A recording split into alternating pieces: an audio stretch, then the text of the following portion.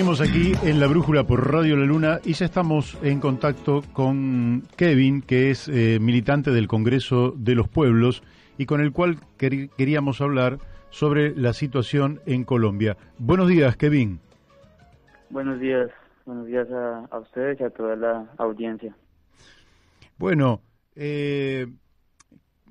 sabemos que, en fin, que estás en condiciones de decirnos cómo está la situación allá en Colombia, que tanto preocupa, porque los niveles de protesta que se han desatado es indudable que conllevan un malestar mucho más profundo que el motivo que los ha causado, y esto ha dado una dinámica que nos gustaría que nos relates en qué punto está esa dinámica de la protesta, la movilización popular, la represión que se ha desatado por parte del gobierno de Iván Duque. En fin, ¿en qué momento estamos allí en Colombia? Bueno, en estos momentos, pues como han podido ver, la represión ha aumentado, la militarización de las ciudades ha aumentado. Esto viene desde aquel decreto presidencial que ordena la asistencia militar, y eso ha generado que haya una mayor militarización en las ciudades, ¿no? Recordar que, bueno, este levantamiento comienza el 28 de abril, pero que responde a causas estructurales e históricas de una violencia ejercida desde el Estado colombiano hacia el pueblo colombiano, ¿no? Uh-huh. En estos momentos, bueno, se han vivido noches dramáticas, principalmente en la ciudad de Cali. Hace unos días ya se decretó el cierre de la ciudad de Cali, y la entrada hacia el Valle del Cauca, por lo cual, bueno, está toda esta zona cerrada, y en estos momentos se está viendo una disputa y una estigmatización muy grande, principalmente hacia la minga indígena, hacia este ejercicio que viene desarrollando el pueblo indígena del suroccidente y los pueblos que allí se agrupan en el Consejo Regional Indígena del Cauca, que significa un ejercicio de autodeterminación, un ejercicio de autocuidado, que es reconocido por el pueblo colombiano y reconocido por múltiples organizaciones del campo popular colombiano, debido al acompañamiento y al respaldo también que han tenido dichas organizaciones y dichos sectores populares, como el estudiantado, por mencionar algunos, por parte de los pueblos indígenas. Entonces, en este momento, la mayor alarma es el peligro que está sobre la Guardia Indígena por parte tanto de los actores militares del Estado, llámese policial, el ESMAD y las fuerzas militares, como por los actores paramilitares también, que se están viendo en estos días surgir y fortalecerse mucho más, por supuesto, bajo la legitimidad que le da el Estado Nacional.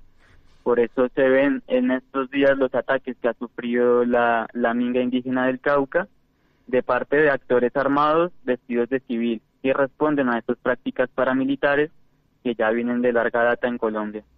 Sí, digamos que ese aparato militar que se ha desarrollado en Colombia con sus paramilitares, sus parapoliciales, han sido de temer durante mucho tiempo, creando una situación de terror.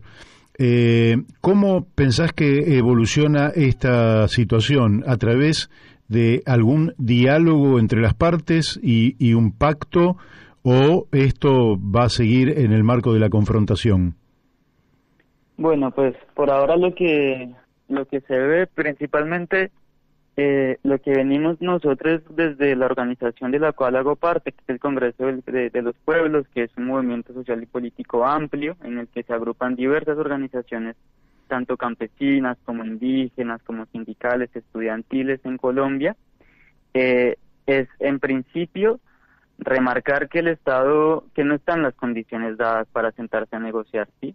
Uh-huh. Porque más allá de que la reforma fue retirada, este proyecto de reforma tributaria, que fue como lo que generó ese chispazo para que la población saliera a las calles a partir del 28 de abril, y bien, esta reforma fue bajada el día 2 de mayo por la presión que ejerció la gente hacia el gobierno, Esto no significa un cambio estructural en las situaciones de opresión, en las situaciones de despojo en las que se ve cotidianamente el pueblo colombiano debido a la privatización de la salud, a la privatización de múltiples derechos que son fundamentales, y por lo tanto es que la gente continúa en las calles. Ahora, ¿qué pasa? Además de estas violaciones a los derechos fundamentales que ya viene sufriendo el pueblo colombiano históricamente, se suma también la violencia ejercida principalmente en estos días de movilización, entendiendo que el derecho a la movilización es un derecho legítimo constitucional, y la respuesta del Estado fue atender esta movilización legítima con un pie de fuerza excesivo, totalmente violento, y con asesinatos que se han registrado por parte de las fuerzas militares armadas. Esto también cabe resaltar que responde a la influencia que tiene sobre las decisiones del gobierno colombiano en cabeza de Duque, el ex senador y expresidente Álvaro Uribe, ¿no? Que a partir de sus trinos fue quien legitimó el uso de las armas de fuego por parte del Estado. Entonces, hasta que el gobierno colombiano no asuma que el pueblo colombiano le está pidiendo un cambio estructural de las condiciones de opresión que se vienen sufriendo desde hace décadas, y no asuma principalmente también los asesinatos que fueron cometidos por las fuerzas estatales, entendemos que no están dadas las condiciones para sentarse a negociar. Además de las personas asesinadas en estos días, cabe recordar que solamente desde la firma de los acuerdos de paz en el año 2016, ya contamos con más de 1.000 líderes y lideresas sociales asesinados y más de 200 firmantes de paz asesinados. Entonces, en este momento de quiebre, en este momento en el que la población colombiana dice basta y está en las calles, no están las condiciones en este momento para sentarse a negociar con el gobierno. Sin embargo, esas no son las voces de la totalidad del sector del sector político colombiano. Ayer ya se vio que el Comité Nacional de Paro, el cual no representa a todos los sectores populares que hay en Colombia, ni tampoco encabeza estas movilizaciones, ni este levantamiento popular, porque algo que se ha visto en estas jornadas de movilización en Colombia es que han excedido por mucho las expectativas y la capacidad también organizativa de las organizaciones en Colombia. Un levantamiento meramente popular, y bueno, se dan este tipo de acuerdos, digamos, entre quienes están en diversas organizaciones, y una de ellas es el Comité Nacional de Paro, ¿no? Uh-huh. Que accedió a sentarse con el gobierno nacional. Este diálogo se dio ayer, a pesar de que la población mostraba su descontento a este diálogo, a pesar de que desde varios sectores se manifestaban que las condiciones no estaban dadas para sentarse a negociar. Lo hicieron y bueno, no se llegó a ningún tipo de acuerdo. Dentro de los pliegos del comité, pues habían varios puntos importantes, como es el retiro de la ley 10 de salud, que también implica una privatización mayor ya de lo que es el derecho a la salud, el fortalecimiento de la vacuna, una renta básica con un salario mínimo legal y mensual en este contexto de pandemia, la defensa de la producción nacional, y entendiendo que el gobierno colombiano es desde hace mucho tiempo refuerza principalmente los tratados de libre comercio y deja al abandono la producción nacional. El tema del derecho a la educación también, que en Colombia es un derecho fundamental, que es vulnerado totalmente. Como colombianas no tenemos la posibilidad de acceder a educación si no tenemos la capacidad de pagarla. Uh-huh. Entre otros puntos del pliego, el gobierno nacional no accedió a ninguno. Fue un fracaso total este diálogo que se dio el día de ayer, así que desde el Comité Nacional de Paro pues se llamó a continuar entonces con la movilización. Así claro. Que por ahora es ese el panorama. Te quiero preguntar por la cantidad de muertos, de gente herida, de desaparecidos que ha habido y de detenidos. ¿Tenés más o menos los números al día de hoy? Sí.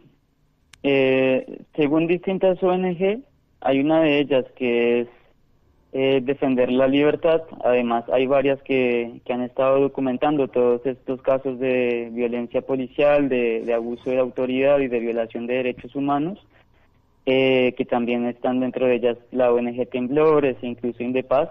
Hasta el día del 10 de mayo hasta el día de ayer se contabilizan un total de 52 personas asesinadas presuntamente por el accionar de la fuerza pública. Hay más de 400, hay un total, en cual esta cifra, entender que va variando, ¿no?, permanentemente, porque la violencia de la fuerza policial, el accionar que está teniendo principalmente en las noches, la dificultad y también están actuando mucho con las redes de internet. Eso es importante mencionarlo porque eso es lo que impide que haya un relevamiento eficaz de la información que está llegando desde la misma población que permanece en las calles. Pero el número de personas desaparecidas, según Defender la Libertad, en este momento es 435 personas desaparecidas. Hay 1.365 personas que han sido detenidas, gran parte de ellas por procedimientos arbitrarios, siendo sometidas a tortura, a tratos inhumanos. Se presentan 15 casos de violencia sexual, de violencia de género, y 33 casos de lesiones oculares. Eso es importante también mencionar, este accionar que están teniendo las fuerzas militares y policiales, no solamente en Colombia, también lo hemos visto en Chile, y es como una forma de acción que están teniendo últimamente también para poder reprimir la movilización social.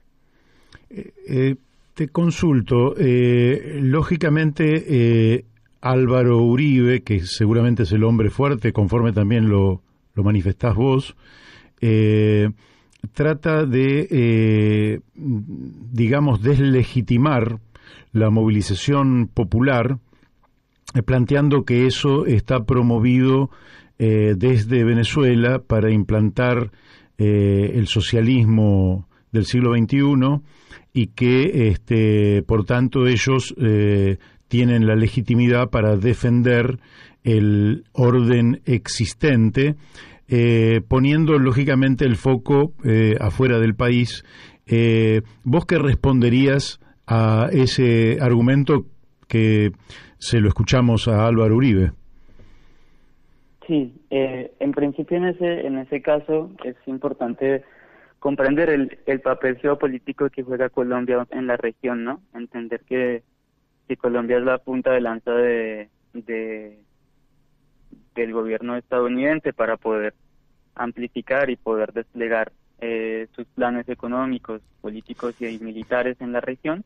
Y entonces es por eso que también, teniendo en cuenta el papel que juega Colombia al ser frontera con Venezuela y teniendo en cuenta todo el proceso que se viene llevando en Venezuela también, pues es siempre un factor que legitima este tipo de anuncios que hace la derecha colombiana y que hace el expresidente y el senador Álvaro Uribe Vélez, basados totalmente en falacias, debido a que, bueno, en principio toda esta idea de que la movilización social responde a estructuras organizadas terroristas, a estructuras organizadas de vandalismo, hace parte de esta estrategia de criminalización de la protesta social que ya viene sufriendo el movimiento social colombiano desde hace mucho tiempo.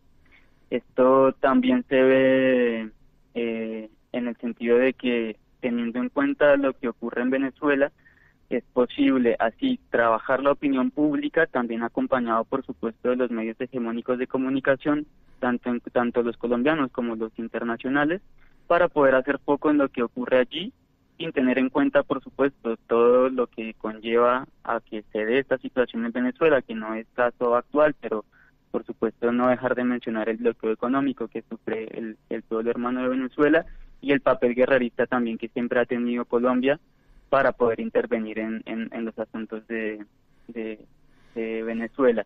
En ese sentido, siempre ha habido un discurso, inclusive para el ascenso al poder de este partido que está en el gobierno, siempre se trabaja este discurso de no volver a ser como Venezuela, pero ya en este momento es insostenible, es insostenible este tipo de discursos si se tiene en cuenta las violaciones de derechos humanos que se dan en Colombia, las violaciones sistemáticas, los asesinatos sistemáticos de líderes, de lideresas, las condiciones precarias de vida que tiene el pueblo colombiano.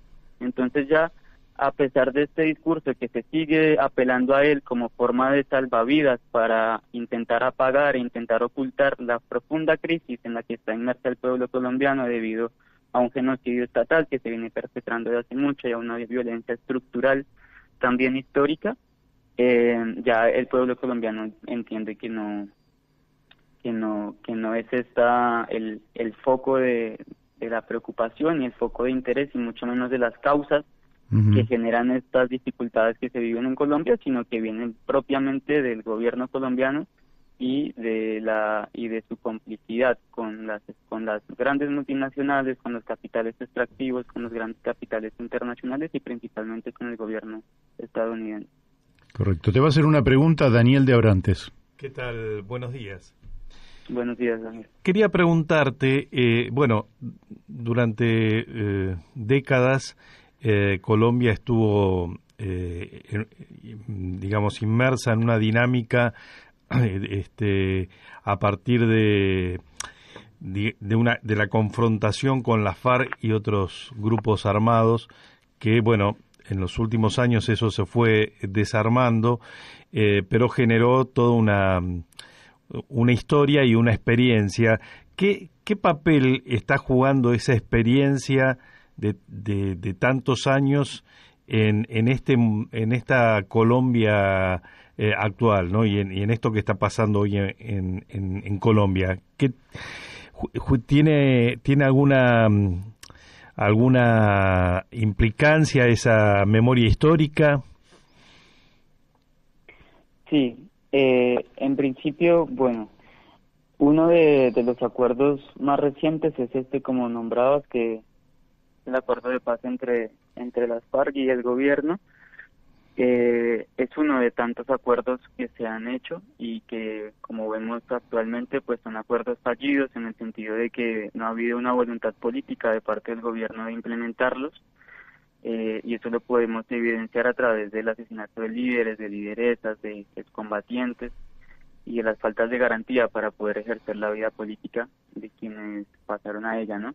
Uh-huh. Así que, en principio hay algo importante que surge de estos acuerdos, que sí es relevante, y es, por ejemplo, la conformación de la Jurisdicción Especial para la Paz, que es un organismo que, a pesar de las múltiples dificultades que tiene, principalmente por la estigmatización desde el gobierno nacional, ha permitido que se recopile gran parte de la información. Todavía, por supuesto, falta mucho por recopilar, falta mucho por esclarecer en Colombia, pero es un organismo que se ha encargado de poder reconstruir la historia, de poder posicionar cuáles son algunos de estos actores, y en ese sentido siento que en lo subjetivo ha generado cambios en el pueblo, en el pensamiento de la población colombiana, que permiten entonces poder caracterizar de mejor manera la situación en el país y de mejor manera el papel que está jugando el gobierno colombiano y que viene jugando desde hace ya mucho tiempo. Uh-huh. En ese sentido, creo que puede que estas movilizaciones sí, por supuesto, respondan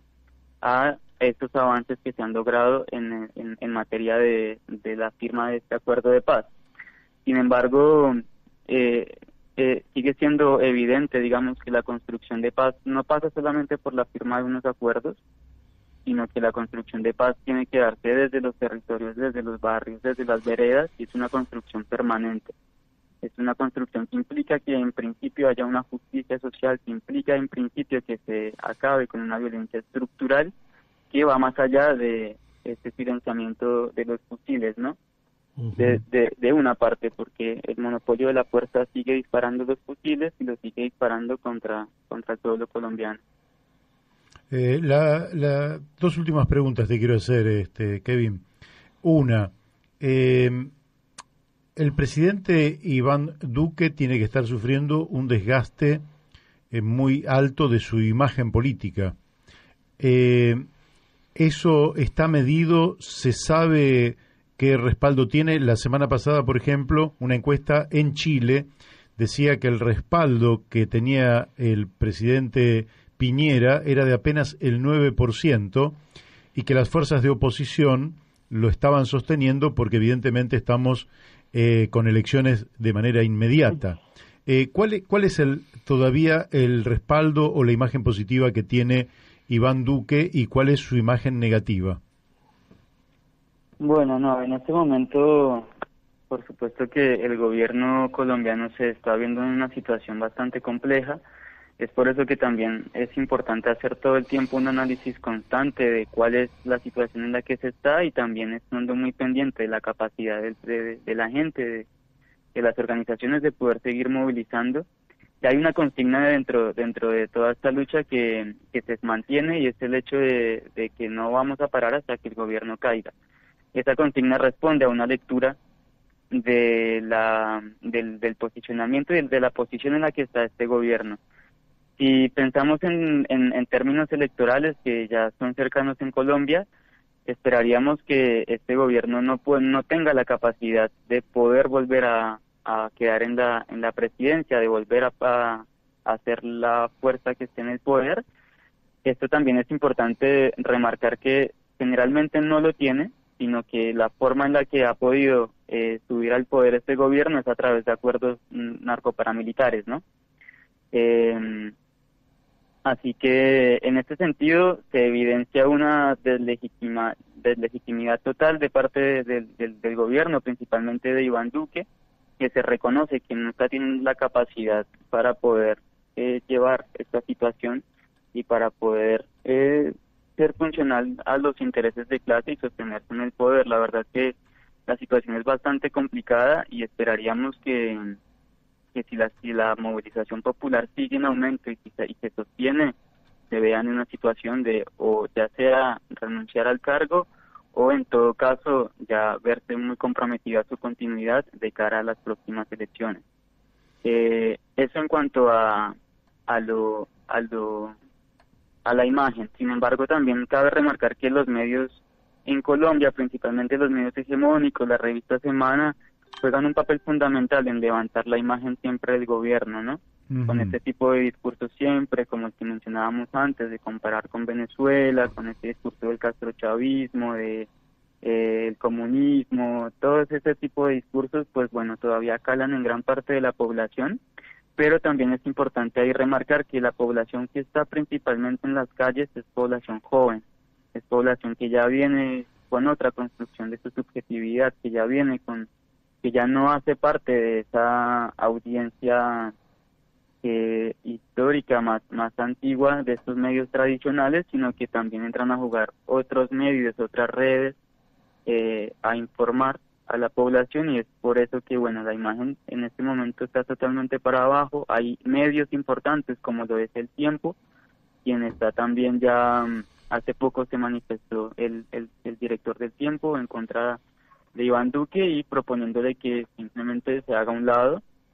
Así que ya la imagen del presidente como tal está bastante deslegitimada, inclusive desde el comienzo de su gestión ya se identificaba que solamente cumplía las órdenes de alguien más, en este caso de Álvaro Uribe Vélez, y en todo este tiempo pues han sufrido una deslegitimación constante. También cabe remarcar el proceso judicial en el que estuvo y en el que sigue el expresidente Álvaro Uribe Vélez por el tema del soborno a testigos que lo involucran con paramilitarismo, y todo esto pues ya genera una atmósfera de desgaste y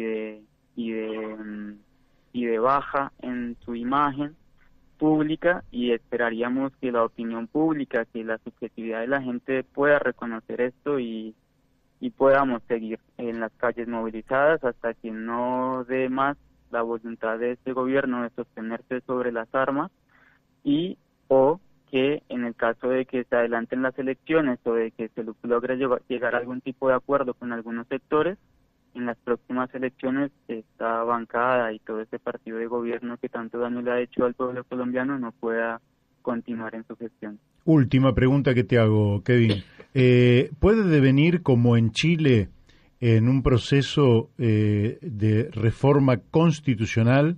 Es decir, que ya no, en Chile prácticamente se habilitó el debate íntegro de la Constitución, quiere decir que no es una reforma parcial de la Constitución, sino que es la redacción íntegramente de una nueva Constitución.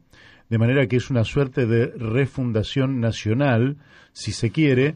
¿Puede devenir todo este proceso en que Colombia discuta la formulación de una nueva constitución para su país? Esos debates todavía no se han puesto tan fuertemente sobre la mesa. Cabe reconocer que la Constitución del 91 surge también de un proceso de diálogo amplio entre distintos sectores. Por supuesto que hay mucho que mejorar de esa Constitución. Por supuesto que todavía sigue legitimando de diversas formas la opresión sobre muchos de nuestros pueblos allá en Colombia. Pero este debate de reformular la Constitución todavía no se ha puesto con claridad sobre la mesa. Sí se habla de un diálogo amplio, parecido al que se dio en este momento que les cuento de la Constitución del 91, pero no es una consigna clara todavía que se adopte de parte del movimiento social. Bueno, Kevin, te agradecemos muchísimo la participación aquí en nuestro programa La Brújula. Te deseamos lo mejor y próximamente nos volveremos a comunicar. Bueno, a ustedes muchas gracias. Un abrazo. Un abrazo. Bueno, ustedes lo han escuchado, la situación en Colombia es una situación dramática. Aquí hemos tenido un punto de vista y una información que cuando se habla del número de muertos desde el 28 de abril a la fecha realmente es tenebroso, sí. Pero es parte de un Estado colombiano que, para quienes saben algo de historia, siempre ha tenido el tema de la violencia metido allí en su cultura.